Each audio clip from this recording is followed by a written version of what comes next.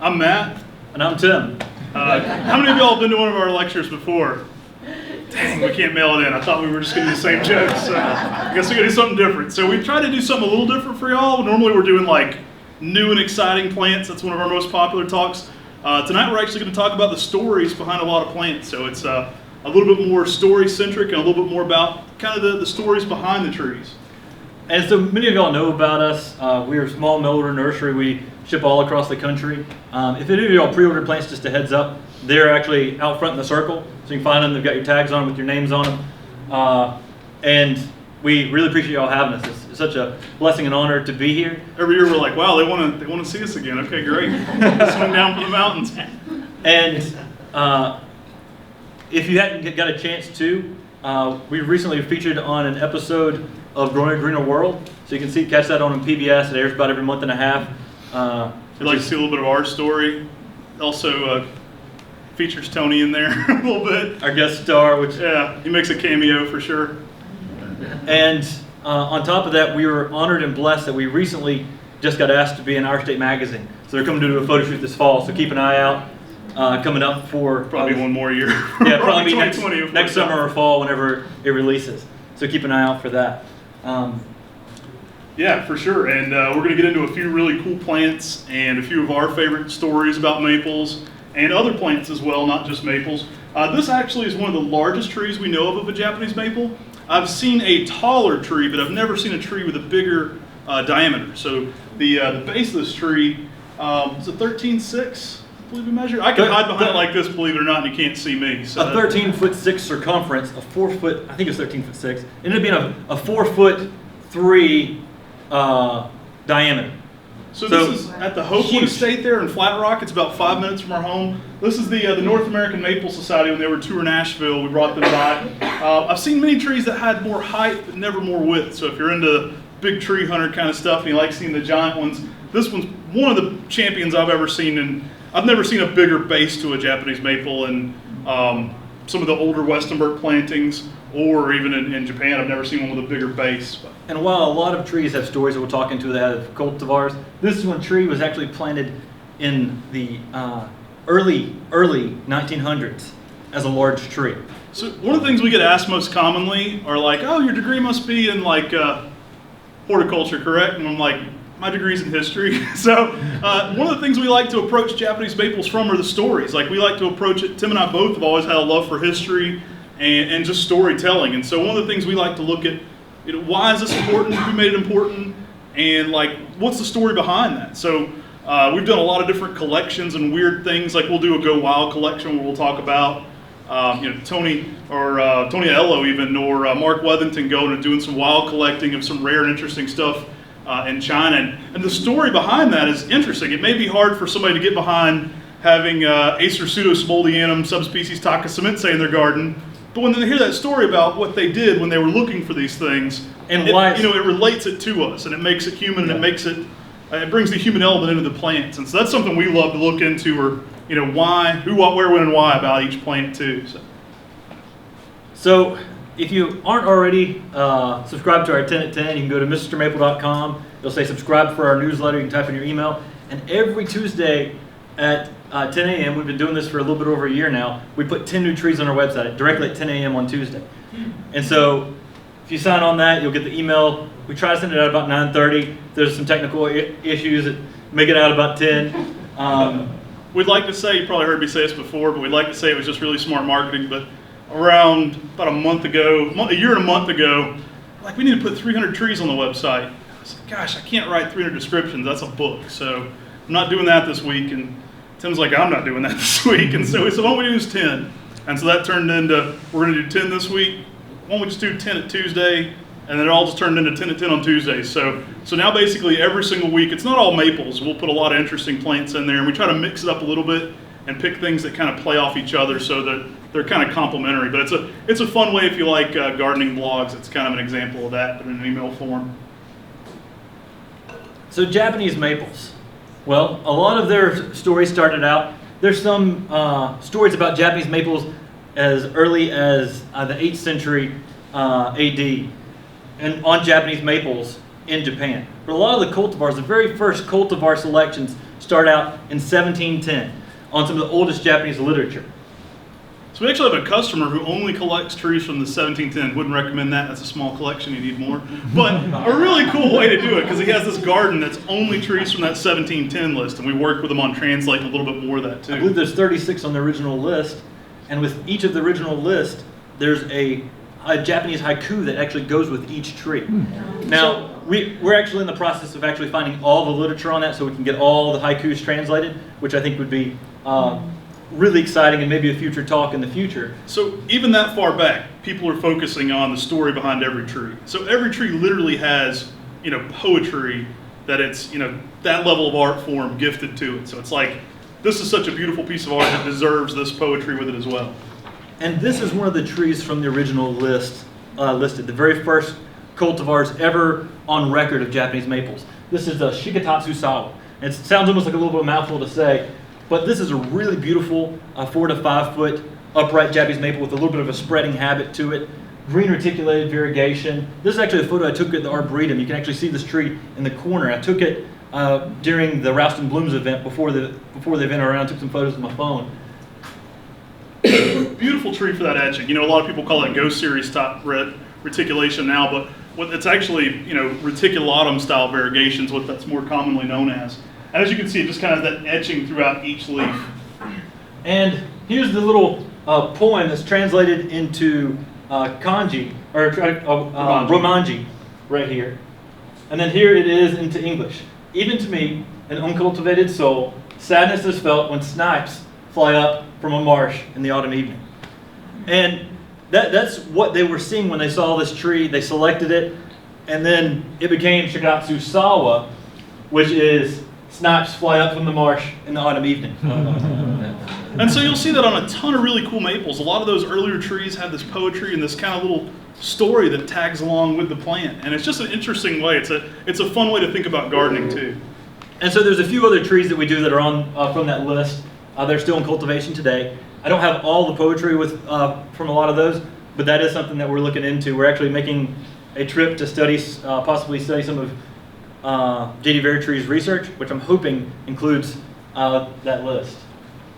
So Shishi Gashira, often referred to as lion's head. You've seen this one everywhere as, hey, this is lion's head. Not specifically lion's head. I mean, that would refer to a specific character. And Shishi is the female lion. And so Shishi Gashira basically means the female lion's head. And so there's obviously that little poem that goes along with this as well. But this is a cultivar that dates back years and years, 1710 at least. And here's actually a photo of it at Tsukasa Maple in Japan. It's in many gardens today. It's actually out here in the J.C. Rouston as well. Lovely tree. And so like to say this means lion's head would be like, to dumb it down to the lowest level, that'd be like saying mouse head was Mickey Mouse. Like it's a character of a specific thing that ties into a specific poem though. So it is a specific character. So even back then, again, tying into everything to a story. And this is a tree that if you grow it in the full sun, it's going to end up being about a 6 to 8 foot tree in 10 to 15 years. If you grow it in the shade, it can actually grow a little bit taller and a little bit narrower. It's green, and then it also goes to the yellows to oranges in the fall. And that tight clustered foliage and that crinkled habit is supposed to look more like a lion's mane. And that's where it gets that name of that Shishi Gashira. If you've ever been to one of our talks too, we talk a lot about sizes. We always talk about sizes in a reference to a 15-year period. And one of the reasons we do that is because a lot of places will say, at maturity, this is this big. And I'll have people that like to walk around and fact check me at the nursery, and they'll say, how big does this one get? Well, this website says it gets 6 feet at maturity. And I'm like, well, here's a 3 gallon, I'm 6'2", it's kind of already there at maturity. I guess maturity for that one was 2 years or 3 years, because that's where it's at. And so like at maturity can be a vague term for Japanese maples because we're dealing with a plant that can easily live to be over 100 years old. And so what we try to say is, and with this kind of time frame, this is kind of what you should expect in Japanese maple growth, because a healthy, happy Japanese maple is going to outlive all of us. And a lot of those people you find online are going by the book on Japanese maples. And the reference point for the book on Japanese maples is its ultimate height is the biggest one we've ever seen, which... Peter's a great friend of mine. He'll say the biggest one he's ever seen, that's how big it gets. And I'm like, well, I have a 2-year-old, and now I have as of yesterday, I have a 4-month-old. And I'm like, they're never going to see a 150-year age size tree. So to say this gets 12 by 12 doesn't really make any sense. In her gardening lifetime, that's never going to be achieved. And so what we try to do is give a good time frame for what you should expect. And what that type of framing happens to do is it makes all the new cultivars dwarfs and all the old cultivars giants. And you put them in the same time frame, they often have the same growth rate. Yeah, so if you look at anything that's been around 40 years, well, we've seen a 40-year-old one. Well, that gets real big. That's a large one. But it's all relative to growth rate, really. And so Tsukasa was one of the very first ones on that 1710 list. And happens to be that it was introduced by Kobayashi Momiji and they're in Saitama in Japan, and we had the privilege of going and visiting them. One of the coolest things, we had to go and visit this nursery. Like I said, Tim said, it's been around. The grandson was there, and if he took over the nursery, I believe he would have been the 29th consecutive generation at that nursery. Just an amazing thing to see. We got to go there and kind of tour their gardens, and it was just one of the coolest things to get to see something that's been, and if you go back in that family far enough, they've introduced so many popular Japanese maple cultivars that you would know, but one of their earliest stars was the Tsukasa. Does anyone here have Tsukasa in their garden? It's a very popular tree. Tsukasa is one of those trees that holds its color extremely well. It leaves out 2 weeks later, avoids a layer threat of frost. And it's a moderate to vigorous dwarf weeping lace leaf Japanese maple. Typically this one's gonna be like 5 by 6, so 5 feet tall, about 6 feet wide in a 15-year period. Now, one thing we always throw out there too, growth can change per area, is like a lovely garden down at Stephen F. Austin, but they get 3 months of dormancy and the rest of the year and growth. So they certainly can get bigger depending on the dormancy period. But one of the classic Japanese maples, and one that's been around for a while there at Kobayashi Momiji. It's actually not on the 1700s list, but right after that, I believe they selected this one. And this one, there's a couple of different translations of what this name means. One of the names translations is hands folded in prayer on a mountain. And the other one is tribute to the mountain, which is pretty neat and awesome. And this is actually a Jiro Kobayashi. He's the grandfather at the nursery now, the oldest at the nursery. So many of you probably have seen Taka. Gosh, the first time we got to meet Taka, we were here, and we actually came and heard him speak in this room, and Mark took us out to dinner with Taka afterward. And just such a cool experience. Never thought we'd be visiting Taka and friends with him like we are now. And so Taka's nursery is actually across the street. His last name's Kobayashi as well, but they're not related. And Taka was like, they're not going to be super friendly, but you're going to love going to this nursery. So don't be offended if you go to this nursery and no one's super friendly. That's just the way it is, but don't be offended. You're getting to go to a 300-year-old nursery. Just smile and say thank you. And so we said, we got it. We'll be super friendly. No worries. But we got there, and we exchanged gifts. And Jiro comes running off the porch, which he's the elder statesman of the family. You normally don't get to meet him. You'd normally meet the 2 generations below him that are there. And Taka, after talking with Taka for about 5 minutes, Taka's basically just like, why the heck do you like these guys? Like, what's going on? You're normally not, you don't really want to talk to these guys, do you? What's going on? And he said, I've been on their website. They had really nice things to say about me. So that's the small world we live in now with gardening technologists. 300-year-old nursery, and Jiro, who's in his 90s, had been on our website. So we were honored. We felt pretty cool that he knew who we were ahead of time. But that's why it pays to say nice things about people on your website. We had a good end then. So, and every time we've been back, it's been so friendly and nice. And this is Jiro, and he's standing in front of Jiro Shidari. His dad, when he was 6 weeks old, named this tree after him, which is crazy. And we got to meet Jiro now, who's 92, and you just start to see how much of a legacy this nursery has been throughout. Many of you have probably grown Ryu-san in your garden too. That's actually a tree that's in this garden, and Ryu-san is a seedling from Jiro Shidari. So Jiro gets a little wider as his habit. It's going to grow more like that Tsukasa. As its natural habit, it's a little bit more wider than it is tall, where the seedling Ryu-san from it's kind of straight down. And this is one of the grandsons. His son was running around the nursery too. But right up here you see, this is actually a top grafted Ryu-san. So they took an old tree that was in the nursery, and it was probably any other type, and they just, since Ryu-san is their most popular tree right now, they top grafted all across that tree so they'd have a big prime specimen at the very front of their nursery. His son would be the 29th generation, I believe, if he takes it over. Really cool thing to see. But Ryu-san is an improvement on Jiro Shidari. Jiro Shidari is that cascading weeping style with lots of twisting, contorting habit. Ryu-san is more heat tolerant, faster growing, trains really well in a stake, so you can stake it up as high as you want it. I didn't include any photos of this, but we're using them as topsy-turvies, growing them upside down, letting them go straight down and out the bottom of a pot. Actually, in this picture where I'm at, if you were over here looking in this area at the nursery, there's like a big hanging basket section, and they have Ryu-san growing directly out of the bottom of these clay pots. Cool. And what they were doing is they were putting the annuals on top of those pots, growing Ryu-san unstaked, and so it grows downward for about 3 years, cracking the pot, planting that, and then unstaked, weeping back down the other way. So it makes some really cool shapes. I've tried this at our nursery. I wouldn't recommend hanging it above the watering system. Did that for the winter. Didn't work out so great for me to hang that bad boy from the top of the greenhouse when your drop down water's 18 inches and your pot's not quite there. That doesn't really work out so good for them over the winter, but you learn from your mistakes just like you learn from what you're doing right. It's kind of interesting though, when we've done it a few times. We had one in our display garden for a little while at my uncle's place, and we eventually planted it. We did that with a Tamukiyama. And what's interesting is in about 2 days, all the foliage rotates over. So we started it out as a young graft upside down, and all the foliage just goes like, and so eventually you have an upside down tree in a matter of like a day. And so what is believed to be the lineage of these trees is Nakakomoto weeping.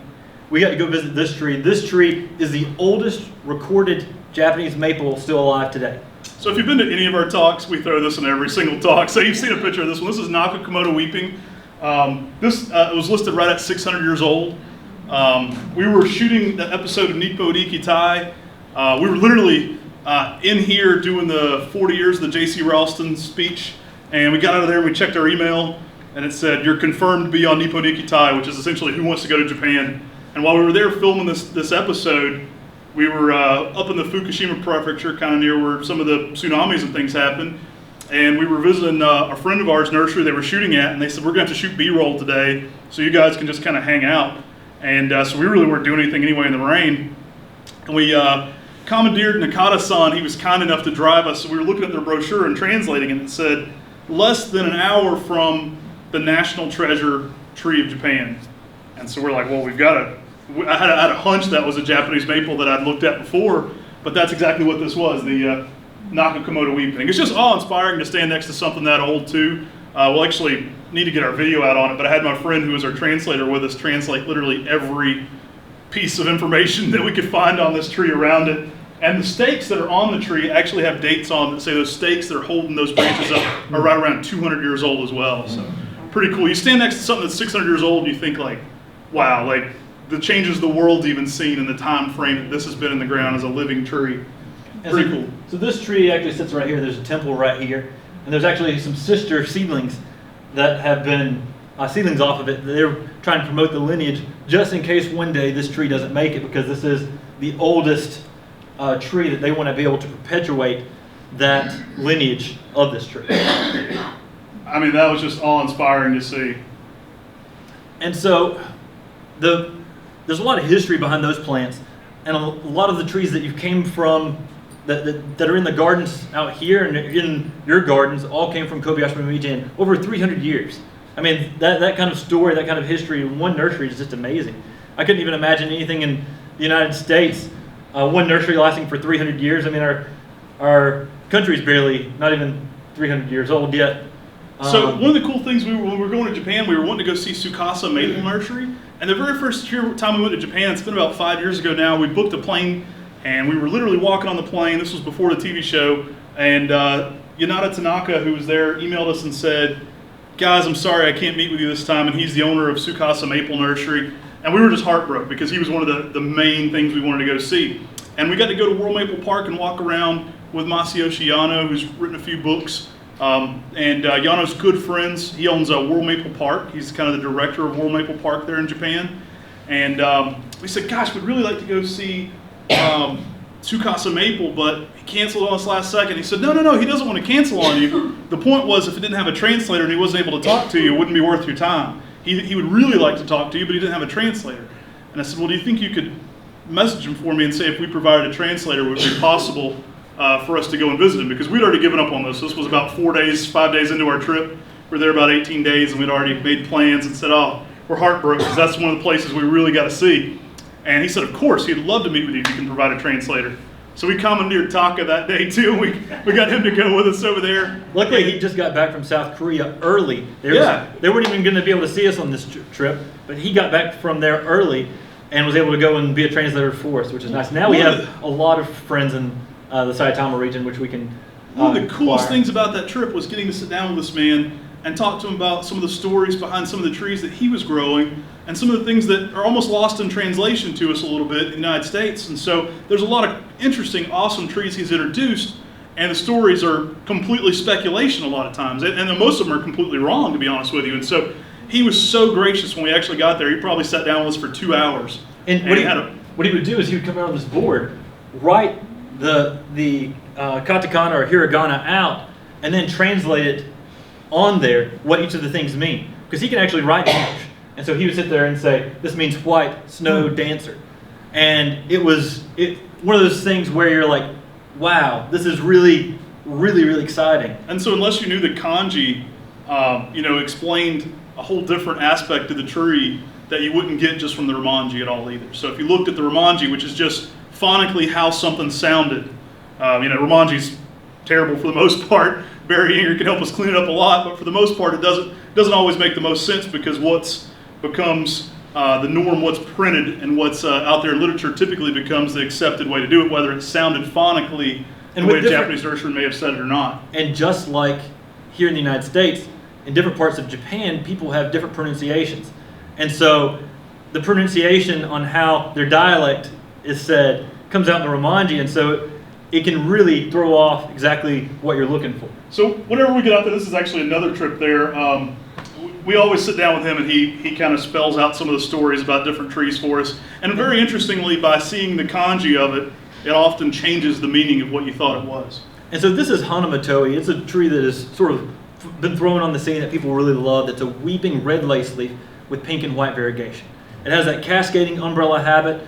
And Matt and I, we got this tree and we said, okay, so what does Hanamatoi mean? And so Matt asked someone he was taking a small community college Japanese course. And all I learned was I really knew nothing through that course, but she said Hanamatoi. That almost sounds like when people say you're a flower of a person. It's like a compliment. And so that's meaning flower. Yeah, so that's what we were thinking when we sat down with Yanada Tanaka. We actually got quite a different story. So the Ito period, I believe it was, or maybe it was right before the Ito period. Really big in Japan. That's one of the most idolized time frames of heroism and things like that. And the firefighters are among some of the most revered people during that time frame, because you're in the Edo period in Japan. Fire is one of your biggest threats, and so firemen are like the coolest people on the planet. And what they carry around are these things called a matoi, and that's what those things are on the stake. And so it's a flower matoi, and so these are big things that the firefighters would run in with, and it's just a very respectful way to remember that part of the history. And so completely different perspective on the description and the experience behind that plant. And so what he explained to us was that these firemen are revered to them almost like samurai, like the people who were the superheroes of the time. And this matoi just has those long draping habit to it, just like the Hanamatoi. And so that's what that tree is going to do too. It's of course a cascading umbrella shape similar to like that Tamukiyama shape, but with bright pinks over top of that. Now, if you're growing it in a little bit more sun, you're going to get bright pink on red. If you put this one in heavy shade, it's still quite pretty, but it's actually quite different. It's going to be white and light pink and green in heavy shade. So it's still very beautiful, but quite different. So you'll get more shades of green in there in heavy shade. So he was looking through a bunch of different seedlings that he was growing out, and he found one that was just growing tall and narrow. And so that really struck out to Yanada Tanaka, and he started growing it for a while. And he's like, I really like this plant, and he was thinking about introducing it. And he gave one to Don Shadow, and Don Shadow really liked it. And he said, Don, why don't you put a name on this? And so he named it, Don Shadow actually named it Tsukasa, which is the name of Yanada Tanaka's nursery. It was actually Yanada Tanaka's father's name, because it again is a generational nursery that's been passed down. One thing that's kind of cool too, as you'll see, is a lot of times it's Tsukasa Maple, but the maple's in English like M-A-P-L-E instead of Tsukasa Momiji. It's just kind of fun to see like people that like people get Japanese tattoos, and it's reciprocated, because like a lot of things are really cool. Like I guess one of the cooler things about the nursery for over there is that it's in English too, so it's Tsukasa Maple. But this is a tree that he has came in here and trimmed this tree up in June or July, and it's made it extra narrow. But Tsukasa Silhouette does make a more narrow form. If you grow one out, often there will be a tree that will be 15 to 20 feet tall, 6 to 8 foot wide. Much more narrow than the species. Very thin, narrow footprint in the garden. One of the most talked about things, I got to get me some of these shoes whenever I post this one on Facebook or Instagram, everybody's like, I got to get me some of those boots. So those toed boots probably get as much attention as the tree. But yeah, that was just us there with him. It was just such a fun experience. Every time we've been, we go and visit him, and the stories are as equally as interesting as the plants to us, because he always kind of just dives into the history and then the why it was named also. And so this is actually a tree that he's using out in the streets in Japan because it's extremely hardy. It can handle full sun, and it has a shallow non-invasive root system, so it's a great street tree to fit in small spaces. But it goes to fire engine red in the fall. I think one of the reasons he liked us too is that Mr. Maple is a nickname they called my dad, and so our nursery kind of comes from my dad's hobby. Well, Tsukasa is his father as well, so his father kind of had that lineage with him as well. So kind of a neat little connection there we shared. So this is a really fun tree that we're be having come on the market sometime very soon. We got grafted. This is a weeping Japanese maple, but the difference is between this and like a Ryu-san is this one has large leaves, almost like an Osakazuki. Huge foliage, really cool. I mean, it's going to be like kind of this size frame on this size tree here. And the fall color is more yellows with a little bit of orange instead of on the red side. Very, very bright yellow too. It's a really showy, large leaf with like an electric yellow fall color, and equally as pendulous as the Ryu-san. So it's going to be that extremely weeping. One of those trees again that gets about as tall as you stake it.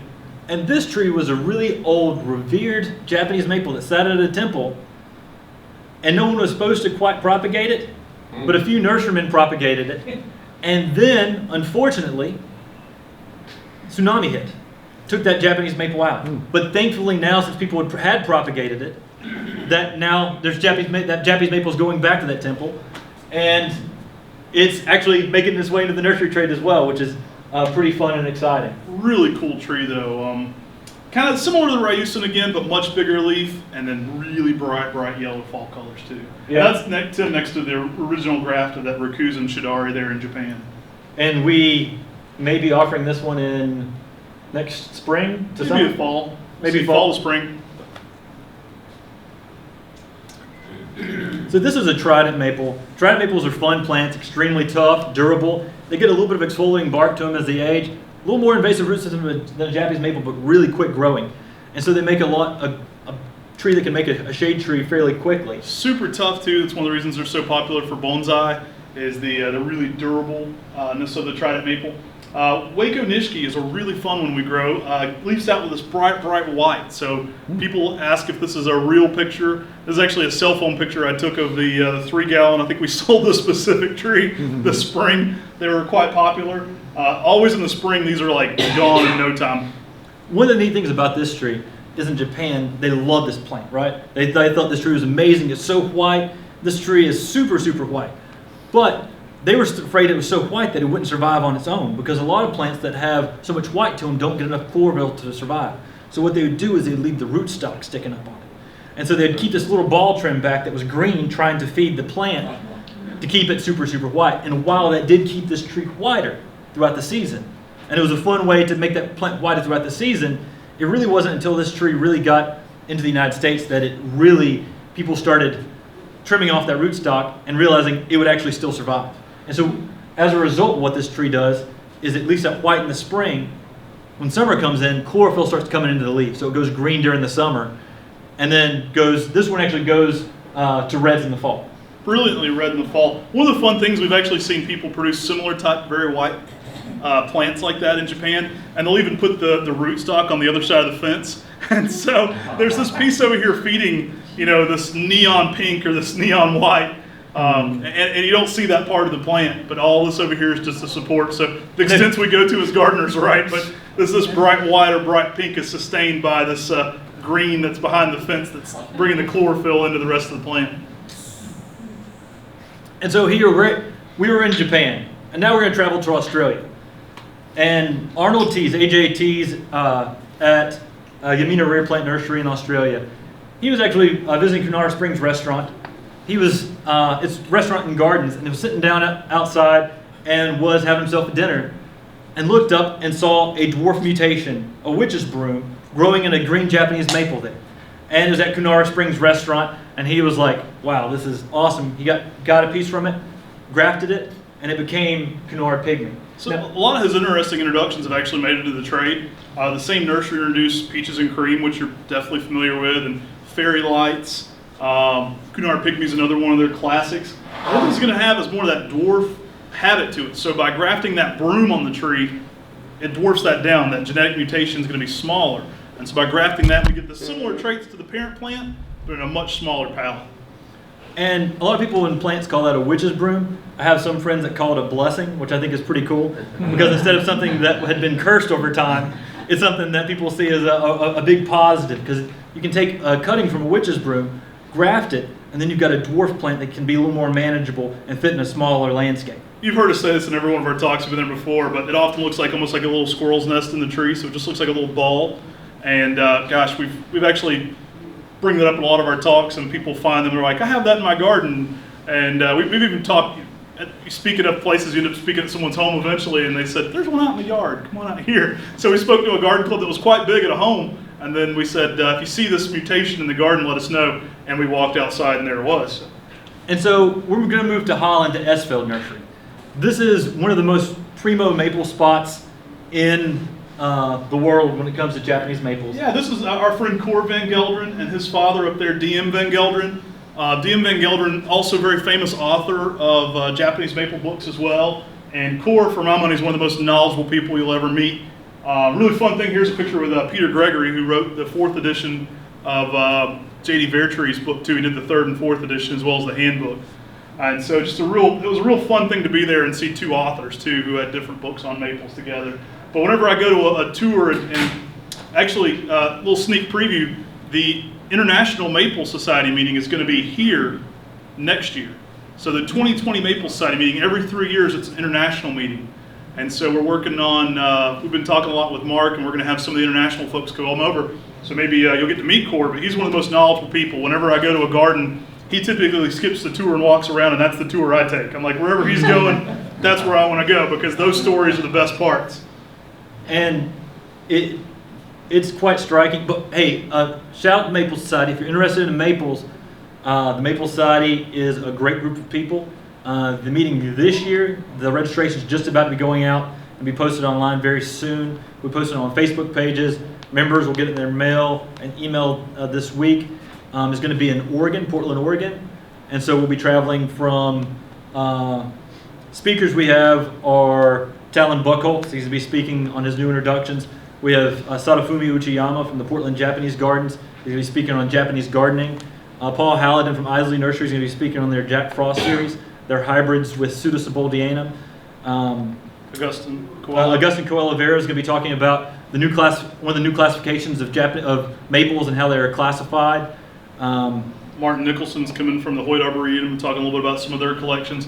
Really fun setup of speakers, though. I mean, there's a couple others too. I think we're adding in. And we'll be touring Dancing Oaks Nursery, Whitman Farms, Buchholz Nursery, and the Portland Japanese Gardens, and Don Schmidt Nursery. And then so the next year will be the international meeting. Every 3 years we have an international meeting with the branch in Europe.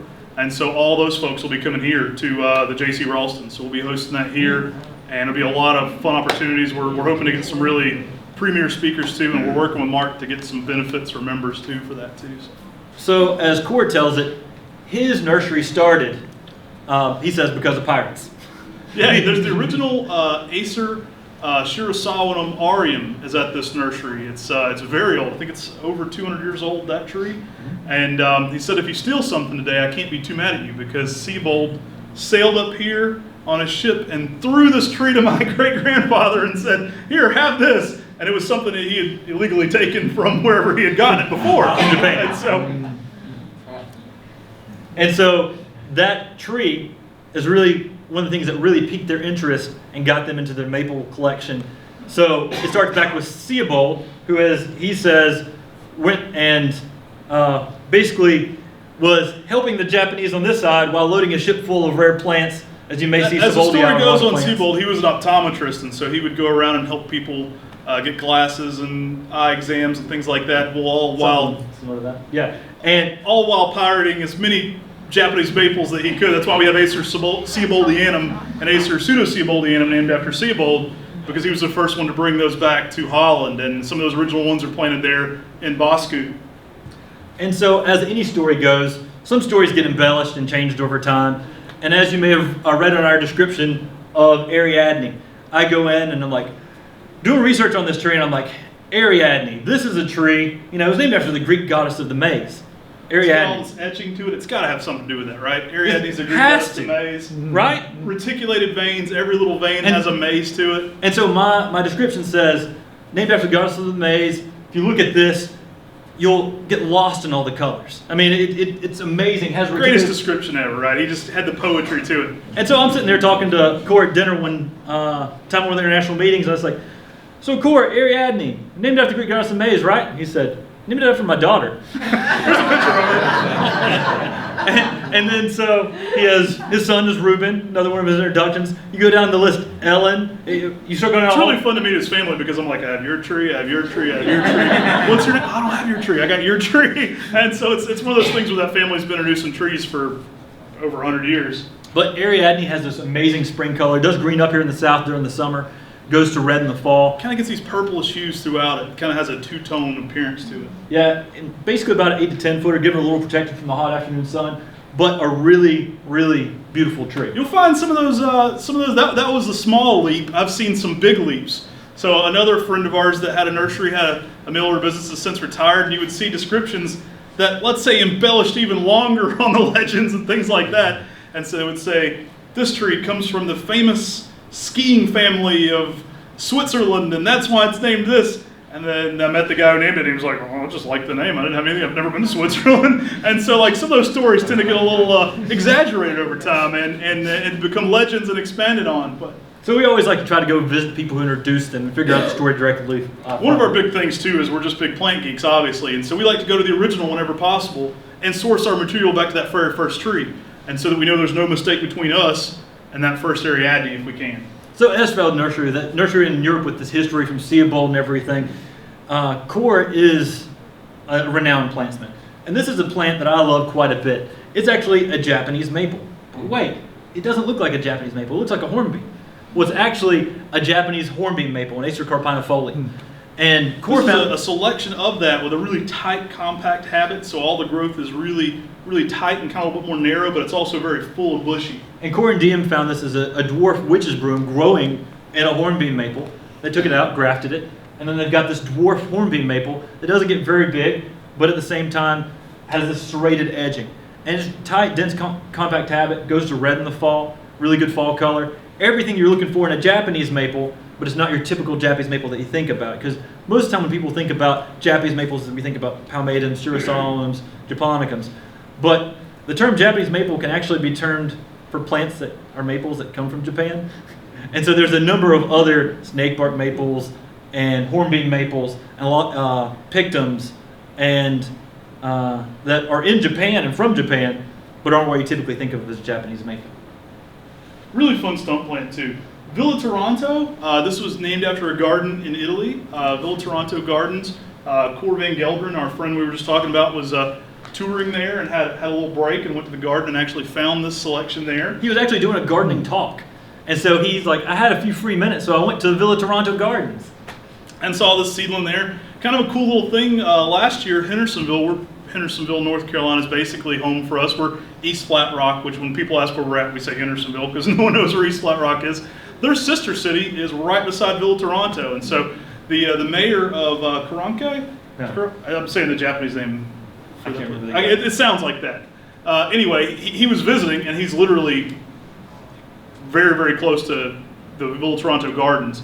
And so the mayor was visiting last year and came to tour our nursery. And it was really cool. We were going around the gardens there at my uncle's place here, but there was a big Villa Toronto in the garden. And so, of course, we had to ask, do you know where this garden's at in Italy? And it was literally right next door to him. So.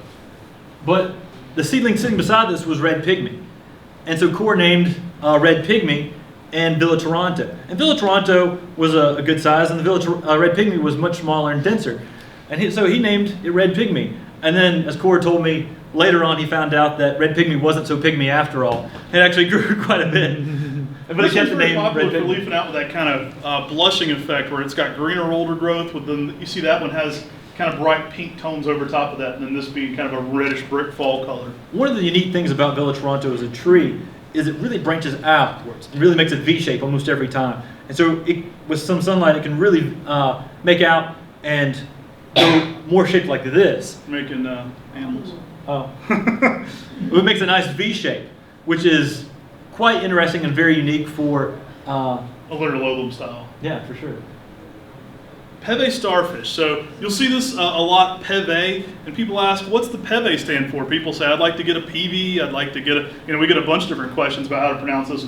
Another interesting selection from Holland, Piet Vergelt is where that name comes from. So he puts his little signature on every one of his introductions. Many of you probably grow a peve minaret in your gardens, the bald cypress, that's adorable. And so this is actually a selection that Piet Vergelt found, but our friend Talon Buchholz was visiting him from Oregon. And we'll talk about Talon here in a minute, some of his introductions. But he was visiting him and said, hey, that looks like a starfish. And Piet heard that and said, huh. He said, I'll name it Peve starfish. And it's funny because Talon later named a plant starfish, not knowing that his friend was naming this tree here starfish. Really nice curling habit to it. I first saw this one in Holland and just fell in love with the shape. We do a lot of talks about how to get kids into gardening. If you ever want to get a kid into gardening, just show them a critter, like in the name, like starfish. Every time a kid's going to come back to the garden and go, how's the starfish doing? And so that's one that always draws them in for sure. But typically about a 6 to 8 footer, just that cut down foliage just makes a really unique texture in the garden. It goes to a brighter red in the fall. Real fun plant for sure. On the left here, this is actually Talon Buchholz, Piet's son. He came to visit us this past winter, and it was kind of funny because we were in a garden where a bear had a huge garden. I had a customer of ours that has over probably about 400 to 500 Japanese maples in the ground, a large conifer collection. We were showing them around, and every peve introduction, The bear had attacked. the bear had attacked. From peve minaret to peve multicolor, the Japanese maple, it didn't make any sense. It only attacked the peve, every peve. So every Vergelt introduction got attacked. And we said, Tyne, you better be careful.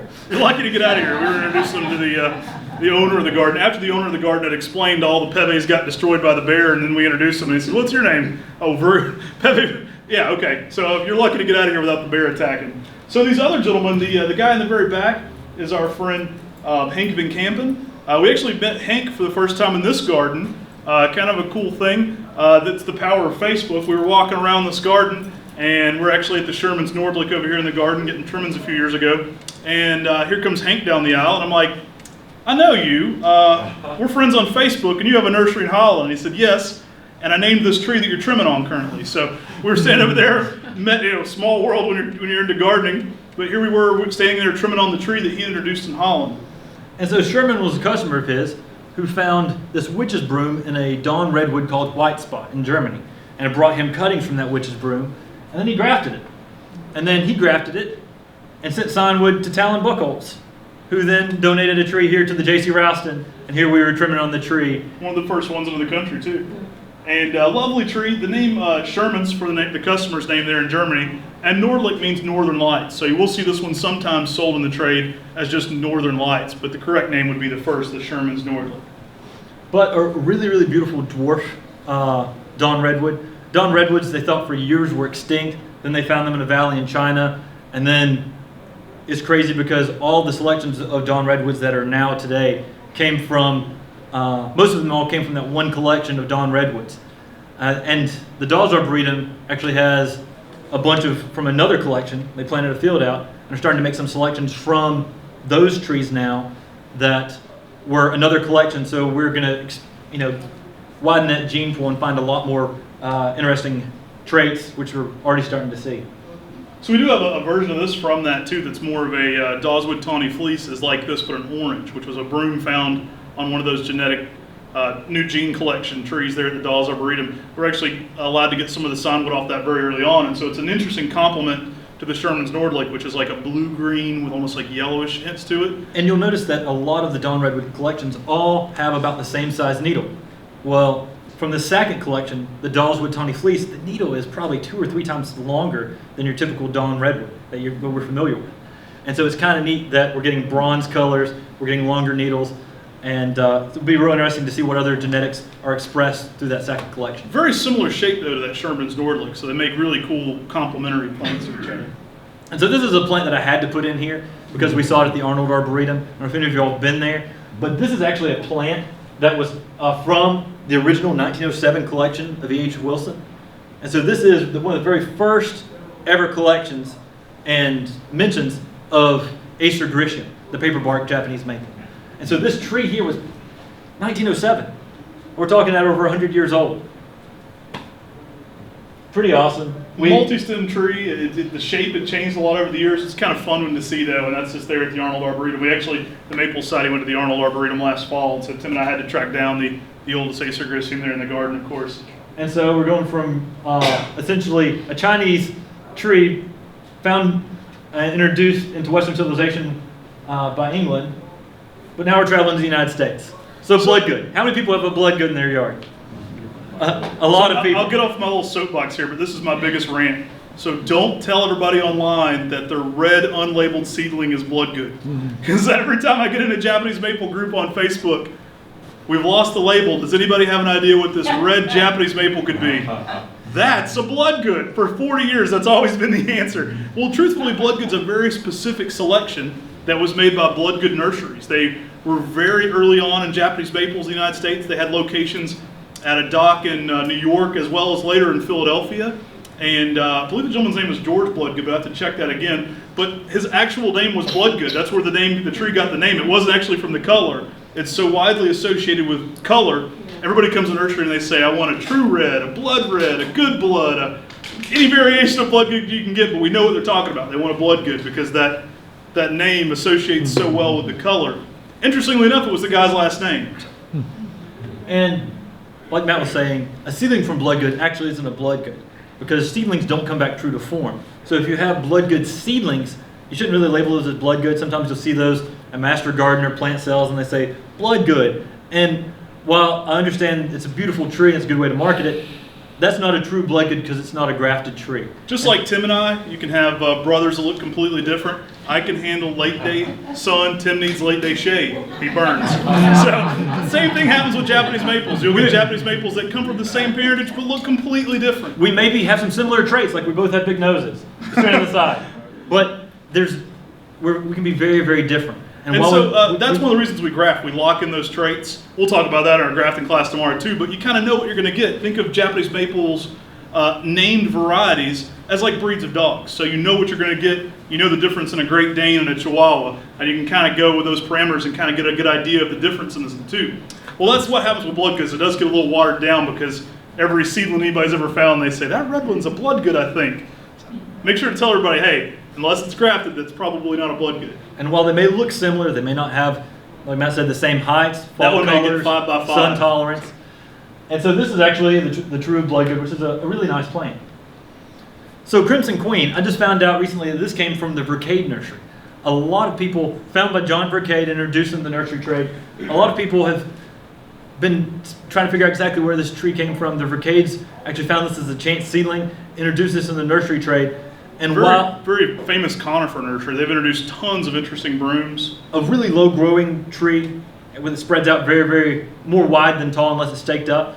And really, really beautiful tree. Needs protection from the hot afternoon sun, definitely in the south. One of our most commonly asked questions, and you've got a taste of this as you're seeing from England and from Europe and from Holland and Australia. We've got a lot of trees introduced in New Zealand now too. And of course, all these different introductions from America, people are like, are all Japanese maples from Japan? Well, the species, yes. The species comes mostly from Japan and a few close around regions.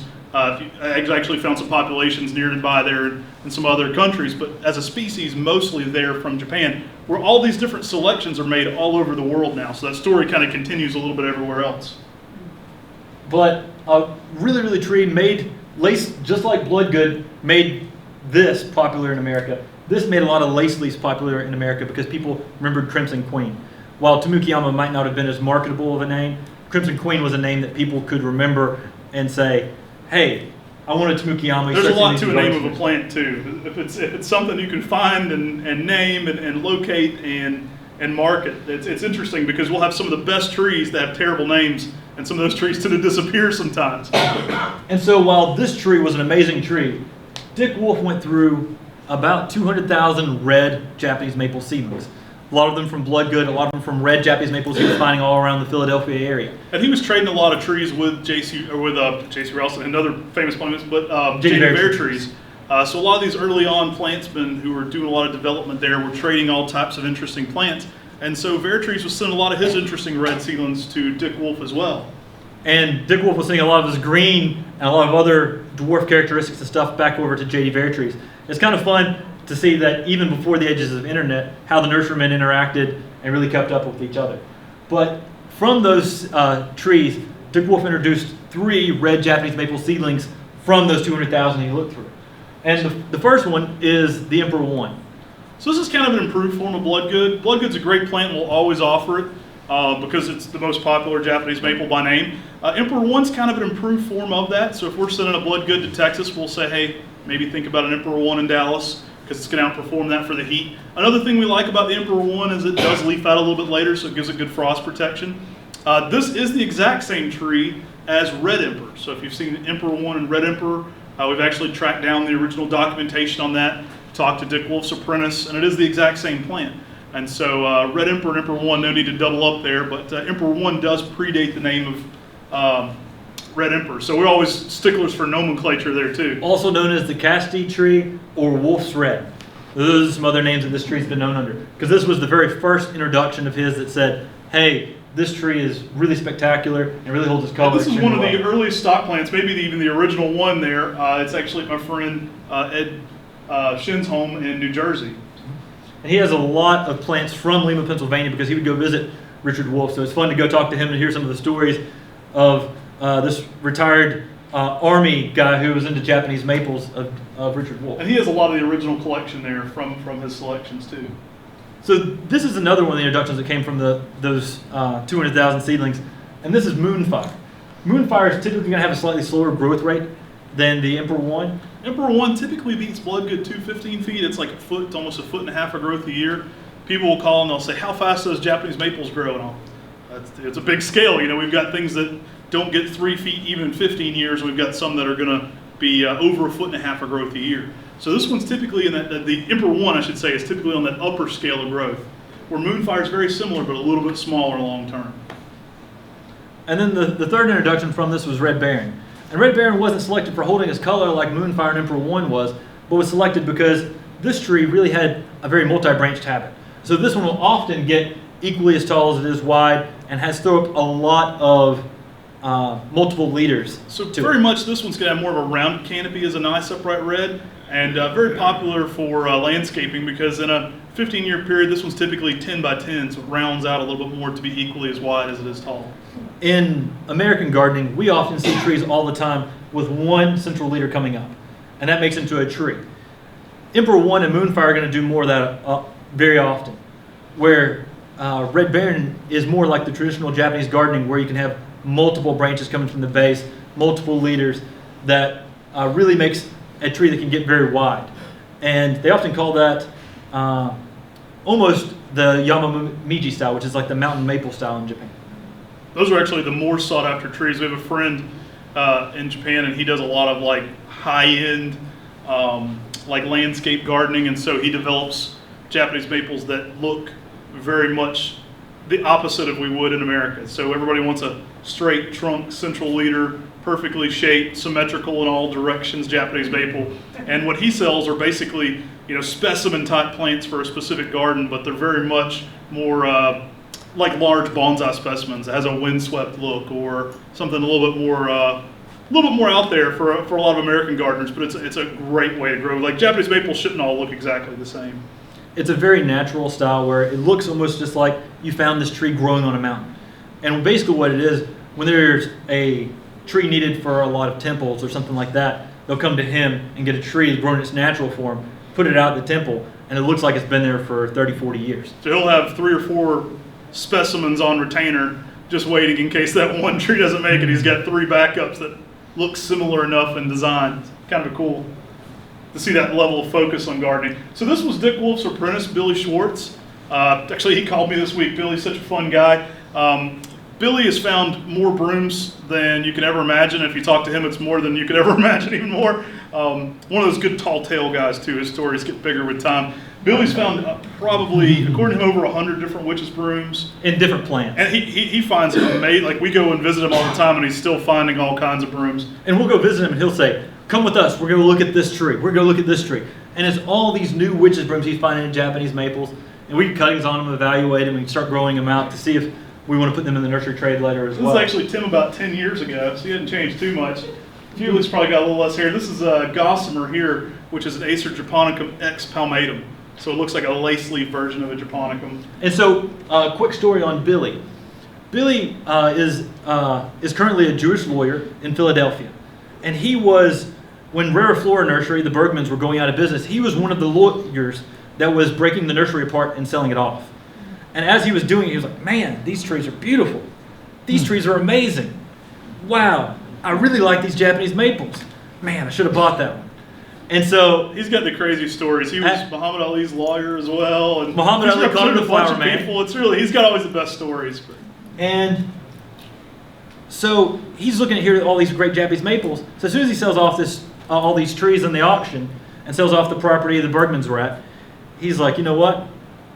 I'm going to go and visit the next guy in the area. So he went and visited Richard Wolff, the guy we just talked about who went through and introduced Emperor One, Moonfire, Hub's Red Willow, a lot of great Japanese maples, and sort of became his apprentice. And he would start traveling around, and he became a guy that was going around and spotting lots of witches' brooms with...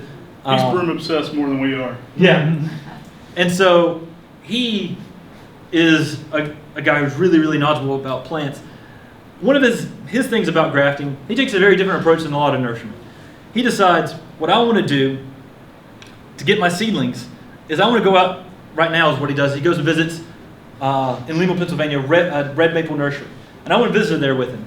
And he goes around and finds Japanese maples that have twists and curves, little seedlings coming up around. He digs those up. And the most gnarly one possible. The most gnarly one possible. And he says, if that tree is surviving there, it's going to survive in the landscape. And so he gets these ones that have all these twisted trunks and then grafts on top of that, so it has a little bit of a twist before the graft mark. And while he was going around in Lima, Pennsylvania, around Red Maple Nursery that's out of business now after Richard Wolff had passed away, he found underneath the Acer japonicum aconitifolium at Red Maple Nursery, the Gossamer.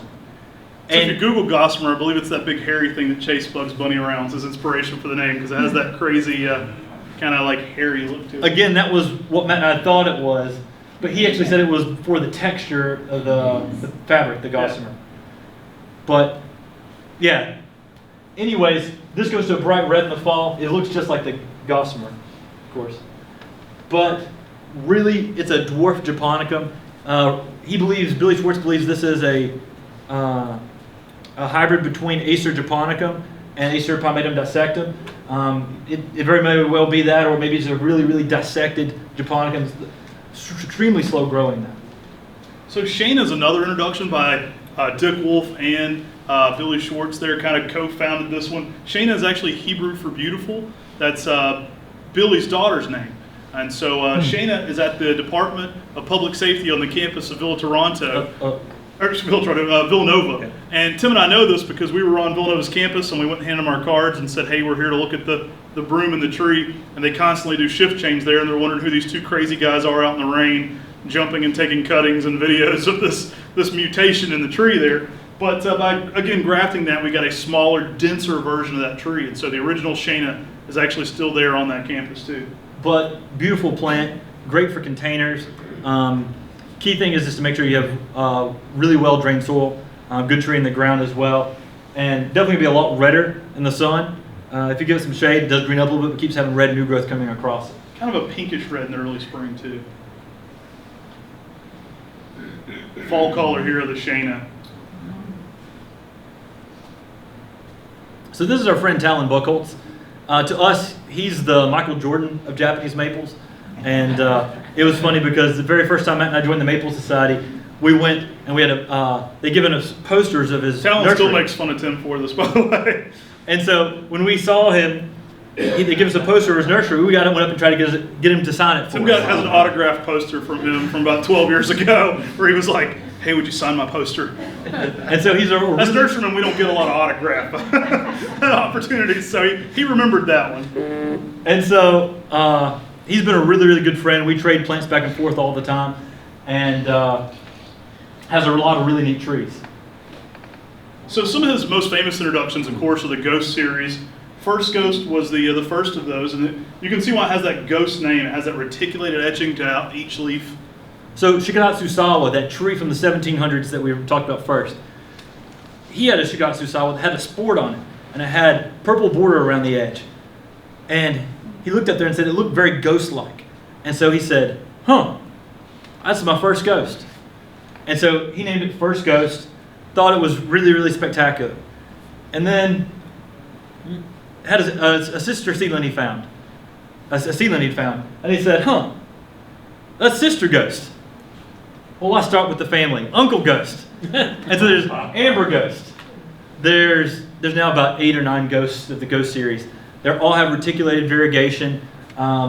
With you see the etching of the veins, like the Shigatsu Sawa did. But they're extremely, extremely popular. Most of these you want to give some protection from the hot afternoon sun. And they really, really have an amazing show in the spring. Amazing etching to each of those. And Talon, one of the most famous nurserymen for introducing trees in the United States. Several years ago, we had the Maple Society come to Asheville, and Talon has a no-holds-bar blog. If you've ever read his blog, if he doesn't like something, he tells you it stinks, it sucks, it's the worst, and it's kind of no-holds-bar. So, like, we took him a few places at the Maple Society, and it stinks, it sucks, it wasn't great. And I'm like, oh, okay. So next week's probably going to be our nursery, so don't be offended if he's a good friend of ours, and just let it roll off your back if it's not super complimentary. And so the blog comes out and we hold our breath, and it's like the nicest thing anybody's ever said about us. He was like, "I wish they were my sons so they could take over our nursery." And I think the next week he sent us every IPPS proceeding from 1960 till the year that was. And so he's continued to kind of reciprocate that. We'll send him new and interesting introduction. That's kind of fun to see him now offering and selling a few of our introductions too. So little ways from the autograph that he actually grows a few of ours now, which is fun. And so here is his Makawi Etsubusa, which is slightly bigger than our Makawi Etsubusa. It's grown a lot than there, but this is his pride and joy. It's one of the biggest Makawi Etsubusas in the country, and he started looking through a bunch of different seedlings from it, and out popped this one here that had orange-pink new growth in the spring. Japanese Princess, another fun way to get any kids into gardening, royalty. If it's got princess or prince or anything in that, rest assured you're going to get kids into that in gardening. They're going to come check on the princess. And this tree really has some amazing colors in the spring. If you give it more sunlight, you get a lot more of those pinks and oranges in the shade. It definitely has more of this sort of blondish with pink in there. Beautiful example of Makawi Etsubusa out here by the falls. And ignore real my tight, misspell. dense growing. But Palmatum. Anyway, but one of the most popular things about this one is it's an even dwarfer, denser tree with that same habit. So it has that bright pink new growth, but an even smaller palette. Typically, this one's only about 3 to 4 feet tall, even in 15 years. And Palmatum continues. Copy paste. But really, really beautiful tree. Now, this is a plant that he introduced. It was found as a sport on the cultivar Geisha. And Shiraz is another sport that was found independently in New Zealand. Another one of my friends has found this in New Jersey. We found a small one on a sport of this on so Geisha. We didn't need a third and a fourth one introduced, but those are very similar plants, the Geisha Gone Wild and the Shiraz. And Shiraz is patented, and the Geisha Gone Wild isn't. So most people do produce Geisha Gone Wild. They are slightly different, but they're almost identical. What this one's famous for is that bright pink on red, especially in early spring. Midsummer it fades to more of a pink on green, and then late summer it's like a white with a green border, then go into a red in the fall with kind of pink accents to it. But again, this was found on Geisha. So Talon, with his a very comedic sense of humor, named this one Geisha Gone Wild. So this, now we're getting into a few of our introductions. We're just about finished with the talk. I know it's getting a little later. This was actually found the very first time Matt and I spotted this one was during our very first grafting class. How long ago was that, Chris? 7 years ago? Is it 2013? It could be about that time, yeah. 2012 maybe? So we always say, hey, if you have cool new introductions or you have variations that you're evaluating yourself, or if you have a seedling and you know it's not grafted and it's interesting, let us know. And a gentleman come up after class and said, you've got to see this seedling I'm growing. And Didn't if y'all know Laddie Munger? He volunteers here at the Arboretum. This is actually a tree that he'd found. It was a little seedling he'd found off the Sangukaku. Been growing about 15, 18 years at that point, so a good while. And he actually printed off photos and mailed them to us. And we said, okay, you got my attention. That's really cool colors. And so we started growing it and grafting it and evaluating it. And so part of our evaluation process is we always take something, we try to name the 5 closest things to it. And if you can tell me how it's better or different than those, then maybe it has a place out there. And so we'll evaluate it. We'll send it around to some different gardens around the United States and kind of see how it's growing. And that's just what we did here with the gold digger. And one thing that's great about this one is this one has this sort of salmon pink new growth in the spring, and it often goes more orange in the fall, where a lot of the coral bark is typically more on that yellow side. Bright yellow bark's kind of a soft yellow in the winter. His tree, even on the very older bark, still has a lot of bright yellow, which we were really impressed with too. In the shade. And like Tim said, early spring kind of blushes a pink color over top of that spring new growth. It does get more of like your typical coral bark type foliage midsummer, so it's more of a soft kind of Kelly green. And so this is another introduction. We were actually visiting the Keith Arboretum with Charlie Keith. Another great garden around here. If you ever have the opportunity to check that out, I think it's now part of a subdivision. Yeah. And we were like, can we collect some seeds off this Acer olive random you have here? And he said, you know, guys, I collect a lot off this tree, and I've never had anything come up from this tree. And I said, will you care if we collect anyways? He said, have at it, collect as much as you want. And we did. We love selecting trees in some not so used areas. So Acer olivieranum is a closely related cousin to the Japanese maple. Looks just like a Japanese maple to most people. It's actually a Chinese maple, and it comes from a little more heat tolerant region in China. And so we could push this zone, you know, essentially something that looks just like a Japanese maple but can go zones hotter. So Acer olivieranums are incredibly tough, but they're as closely related to the Japanese maple as a japonicum to a palmatum. So they graft onto the same understock. And if you've went and visited the Keith Arboretum, you know there aren't many cultivars in his garden. And he has one cultivar of a Japanese maple that has a similar characteristic in his garden. And it's Acer shirasalanum aureum, the golden full moon maple, which is often very slow growing. Needs some protection from the hot afternoon sun. Well, this being a hybrid from olive random is more than likely an olive random X shirasalanum, but that's only, you know, we can only guess that, but it definitely has the little bit of the red border like aureum does in the spring and the yellow color. And a lot of nice bright pink new growth. So the one in my garden right now is in full sun, and the new growth over it's expressing a lot of pink over top of that yellow. I did get some extra credit. You probably heard me say this before, but I named this one after my wife Amy, so I got extra credit there by calling that one hot blonde. Amazing grower though, typically grows about 1 foot to 1.5 foot of growth a year, so it's on the upper scale, maybe even a little bit more than that a lot of years. We had a lot of interest in patenting this one actually in Europe too. So. But amazing fall color. The fall color is electric, and in our greenhouses, it lasts for 3 or 4 days.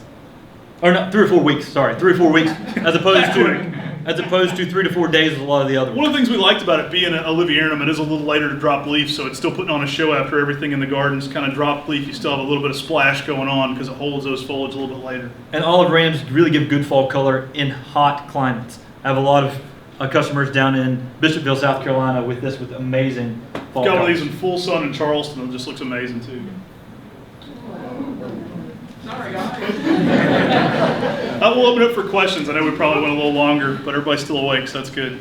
Yes, sir. When you're evaluating seedlings, how many seasons does it take before you can say that this seedling has these characteristics are what this plant will have? Great question. So what he asked basically was, how long do we evaluate something before we want to kind of distinguish it as something separate? Our golden rule is typically 7 years. After 7 years after being grafted, so we'll graft it and watch that tree. A lot of times by grafting it, you'll see a whole different expression. And juvenile growth can be a lot different than a mature tree. So a lot of times people will say, look at this tree, you've got to name this, I've got the sport going on. And it's just juvenile growth. So if you grafted that, it looked the same as a Bloodgood maybe over time as it matured. So what we want to do is look at it for about 5 to 7 years is typically our standard. We'll try to send it to some different gardens and see what's going on there. And then our golden rule too is try to put the 5 closest things to it with we've got around 1,200 different cultivars on palmatum now. And so what we'll do is we'll say, what are the 5 closest things to this? And it's a hard thing to do because a lot of people want to introduce a tree. We get so many people that come to us and they're like, I want to name this one after Uncle Bob. I loved Uncle Bob. This one's in his garden. And dang it, I want to call it Uncle Bob. I'll pay you. You'll graft it. We'll name it. We'll get it out there. Uncle Bob. We'll get it registered. And it's A red Japanese maple red seedling. upright seedling for Bloodgood that if you saw online, you'd say, that's a Bloodgood. You'd charge it right away. And so what we try to do is the 5 closest things to it.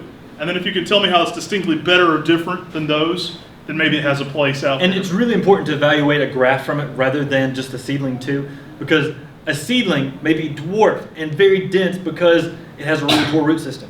And by grafting, we put in a healthy root system and it automatically grows into a big tree with a wide spreading habit that really isn't what you were selecting it for. So we got scared when everybody said they were bum rushing Area 51, because that's what we call our hidden area in the nursery, where we hide all of our evaluations. That came about because people would come to the nursery while we're both on the road, and Dad would sell our one tree that we were evaluating. He'd say, guys, I sold that tree. You won't believe it. The guy said he'd give me $75 for this one tree. It's like, Dad, that was the only one. That was it. Do you have his phone number? Because that was the last one. So our evaluation area became the Area 51 evaluation, and for years we've had a lot of our good friends and loyal customers say, we're breaking into that Area 51. We know where it's at. We're going back there. We're getting the good stuff. So when there's this national online people saying they're going to rush Area 51 to see the aliens, We're in trouble. But yeah, that's kind of our stick on that, is we told Dad, look, nothing comes in or out of Area 51 when we're not here. This area's on lockdown. So like the You can Google it. Yeah? We know where it is. Well, I think what should happen is as soon as the people, no one's going to run in there, because as soon as the first shot goes off, everybody's turning around. But if people muster up the courage to actually run into Area 51, the officials there should release like a whole band of people in costumes of aliens running back the other direction, and just see how brave everybody is that's bum rushing into Area 51. Anyway, and at our nursery, if they try to rush, we do have a neighbor who will come out with a shotgun too. Yeah. So anyway, and next question. Another quick one. Is there anything like pollination that takes place in the maple? Great question, and you'll have a lot of people that tell you hybridize this specific tree with this specific tree, and you definitely have those guys out there with those skill sets. Normally it's dumb luck, but you do have a lot of pollinators with those skill sets. What we find, we went through 300 pounds one year, 250, 300 pounds of just cultivar seed. And we went to collections that had 300 trees in that collection and collected from them. And we listed specifically Makawi etsubusas from that collection that had the ability to hybridize with so many different trees. And then we found trees that were very isolated. Now you can't control the neighbors' yards, but we found trees that were very isolated from other Japanese maple genetics. And we looked at seedlings just off those trees. What we found is you found cool stuff across the board. It was the volume of things that actually... And so a lot of times when people think that they're actually hybridizing, they're actually thinking, I hybridize this with this, and I'm looking for this set of traits. An orange one. And then they find one in that set, and they say, there's my hybrid. Now, there's certainly people with the skill set to do it. I'm not saying that, but most of your guys who are claiming something's a hybrid between the two, they're nurserymen, probably got lucky more. With Japanese maples, typically what happens when you're looking through the set of traits is you're actually just selecting for what you think you're looking for, if that makes sense. There's so much mixed up genetics that we found that you find just as much cool stuff by going through volume as you did going through very specific sets. If anyone has seen scoloprint folium, which is very much like the linear lobum y'all have over here along the walkway, it's a green, very strap leaf, upright Japanese maple.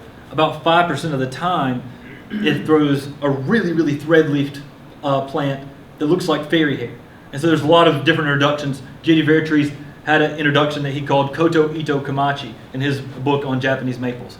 And it looks very, very similar to Talon Buchholz's fairy hair. And that's because kind of a recurring genetic trait you find. If you look through that 5% of the time, about it averages out, you're going to find that specific genetic trait. Acer platinoides columnar is another famous one. If you go through all the seeds from that cultivar, you'll find resic. So Acer platinoides resic, which is the gnarly one. There's about 8 different, probably about 8 different ones now. There's a bunch of different selections. Curly named from that. lamppost, stand fast. Carlton, there's several. And they're all basically the same plant because they're a reoccurring seedling that's just in those genetics. So if you keep looking, you'll find that one again. Doesn't really need to be renamed, but yeah, you'll find it again. So it's often a numbers game, but it's neat because when you look at the seedlings, you can see the genetic variation that's in that plant. We have to dial that part of our nursery back. That's not really the profitable side of our nursery. It gets a little obsessive. You can imagine going through 300 pounds of seeds, and then how long are you going to grow this to fruition before that that evaluation is, you know, so you've got to be kind of selective. We have to dial it back the crazy a little bit on that. But. So how much of the market is got to be new and I'm looking for a traditional tree? I mean, if you put all this work into new stuff. Well, for us, it's about, one, starting people off. A lot of people start off their nursery with a Tamukiyama or an Emperor One or a Bloodgood or a Crimson Queen. And then that can be their gateway drug. And then, because everybody gets in through a weeping tree or an upright red. That's typically how you get into Japanese maples. Like Matt always says, Japanese maples are like potato chips. You can't have just one. And so once they get one, they love it. Our most requested tree this year is one that's been around since the 1700s. We were shooting the episode with Tony, and they said, walk around and shoot some B-roll. And unbeknownst to us, the audio was still on, so it's a good thing, because sometimes I was just going like, blah, blah, blah, because they were shooting us talking. And so I said, Tony, this is one of my favorite trees. It's from the 1700s. It's called Shiranami. So like a bunch of dummies, we didn't have that one ready when the TV show aired a million times.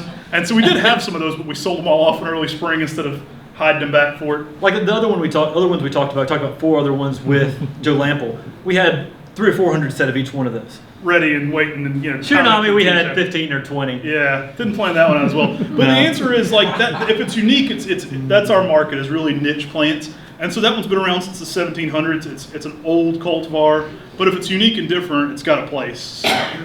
And so for us we try to do plants that are unique and that we enjoy. If it's a plant that we don't enjoy, we normally don't propagate those or keep those in production, because if we don't enjoy it, it's going to be really difficult for us to share that passion with our customers. We kind of just find the things that get us excited each year, and we try to produce the ones that get us the most jazzed up. And some of those are really old cultivars for sure. We do a ton of ones that have been around a while, and we do a lot of the bread and butter stuff too. I mean, those are always classics. We always have to have Bloodgood and Tamukiyama and Crimson Queen available. But yes, we do still sell all the bread and butter. I mean, with the TV show hit, a lot of people came to us and said, I want a red weeper or an upright red. And then they signed up for the 10 at 10 emails. And they said, oh my gosh, this whole new world exists of crazy. Yes. Way to care for Japanese maples once you get them in the ground. I'm the lady that called out the one that was in the urn that died because I think it was stripped of nutrients. So Yeah. we put it around, but then what? I mean, the number one thing there, good drainage. So you talked about you had someone come in and they were putting nutrients in all their plants. Is that what you were talking about? When you She had one that was in a container so long that it used up a lot of the good stuff in there. yeah. So what we try to do in the container is about every 6 years, check on that Japanese maple, depending on the size of the container, maybe sooner. But typically about every 5 to 6 years, if you've bumped one into a nicer size container, like I'll typically go 8, 10 inches, even bigger on the container. What you want to do is make sure those roots haven't grown into the drain holes that can obstruct the drainage. The number one thing for Japanese maples, good drainage. They don't want to be in boggy or wet feet. You don't want them standing in water. Same as in the ground. For sure. Now in the container, you want to check that every now and then. I had one, I remember talking to you because I told you about the one my uncle had. Yeah. And so there was one in our display garden there that my uncle had, and I said, this has been several years ago, I was like, hey Uncle Glenn, how long has that Tamukiyama been in that planter? Because I'm pretty sure Dad gave you that when I was like in middle school or like maybe before that. That's been there a minute. So I pulled the tree up and it had one little piece of soil it was hanging on to, right? That was all the nutrients it had left. We put that thing in the ground and now it's like twice the size, right? Because it actually was a pretty old tree, but it had been a little nutrient deprived for a while. And so the key there, what you want to do is check on those every 5 or so years in the container. You can either root prune them and put them back in the same container, creating kind of a bonsai and style. adding more soil to the tree. Yeah, getting some more nutrients into that container, because when we containerize a plant, you've got your little micro dome. That's everything that's going to happen in that dome that is dependent on you. So you gotta check it for grubs, and you got to make sure there's not anything going on there that's going to give it too much root competition and things like that. But what we try to do is check them, and then you can either bump it up to a bigger container or the ground, or root prune it and put some more nutrients in that container. But if you leave one in a container for forever, they will use up all the goodies that are in there. Remember, if you put it in the ground, it will often get established to take care of itself. If you grow it in a container, it's a great way to extend your garden to your patio, your driveway, your deck, your swimming pool area. But it does rely on you. So if you're growing in a container, that means you have to take care of it. Because the soil will dry. And what you were saying too is eventually when they used up all the nutrients, it looks great for so long, but then it went downhill quickly because all those, all the nutrients were gone. And so essentially it didn't look like it was starving, but then all of a sudden it was gone. So check those. I have customers that have 200 plus trees in their collection. They grow everything in containers. They root prune February to March. and then they stick them back in similar sized pots or bigger pots. And so that's one of the reasons they're popular for bonsai. And if you have a pot that has one of those dishes underneath it, take that dish out, break that dish off, because it's holding water. And when that plant gets roots all the way down to the very bottom of that pot, it's going to start getting phytophthora root rot from sitting in that One water. of the scariest pictures I get are people say, what's wrong with my Japanese maple? First off, I hate when it's on this side of the blinds, because I'm like, oh no. But then two is when they have a big tray under it holding all that water. Because good drainage is the number one thing you want to make sure. They like to get completely saturated, then drop completely. But what they don't want is standing wet. That'll shut that root ball down. And what Matt was meaning is he hates seeing it when it's growing indoors. Right. The very first thing it says on our website is Japanese maples are not meant for indoors. And the other thing to watch out for is weed killer. During the summer, I see it every single year. People send me a photo, they say, what's wrong with my tree? And you don't notice the dead little perennials you have around the base of the plant that are cheaper, but you notice the Japanese maple because you spent more on it. And you'll notice that it got hit with weed killer. And then I'll say, it looks like some sort of chemical or weed killer damage. They say, no, I didn't do anything. And they say, text me back later, my husband did. So you just got to watch out for things, but drainage is paramount. That's the number one thing to look for. Japanese maples that you kind of put out and forget about, like once they're in the ground, those look the best. The ones that get too much water and too much fertilizer, those are always the weaker ones. So love them, but just from a little distance. What's the story on Germaine's gyration? Germaine's gyration was found by Van den Acker and given to John Isley, named after his mother, Germaine. And it had a twisting, contorting habit. And so, because of that twisting, contorting habit, some people laugh and say, do the Germaine's gyration dance, because I always do that whenever I talk about it, the twist and shout. But it has that twisting, contorting habit, and that's where we get the name of gyration. There's a huge one at a customer of ours home that a lot of our grafts come from, and he was offered an insane amount of money for the one on his porch by Isley Nursery. He wanted to put one that big. His is probably planted in 92, and it's probably 12 feet tall, 15 feet wide now. It's one of those trees that looks like a 100-year-old tree in a really short amount of time, and so it does get big pretty quick. You got to have a space for it, but it's going to look like a Longwood Gardens tree pretty quick. I mean, 10 by 10, probably in 10 years. And so it can get quite big. He said he'd rather him drive through the middle of his porch than dig his tree up because he kind of sit in the tree on the porch. But yeah, that one actually has a couple different fun stories. But yeah, Isley went through a couple different changes, and they were wanting the big Germaines, and they offered our customer, because they'd seen a photo of it, and they offered him $10,000, and Matt said. Yeah, people call me on that one too, and this is funny, but people say, what's that tree? It sounds like sex. I want to order that one. And I'm like, I can't remember what it was called, but I remember it sounded like something sexual. You're like, what? Oh, I know what it is now. Yeah, anyway, that's a little bit more of the story you needed. But Well, that's a good point to stop. Let's go ahead and move on to the plant giveaway. And thank you so much, Matt and Jim.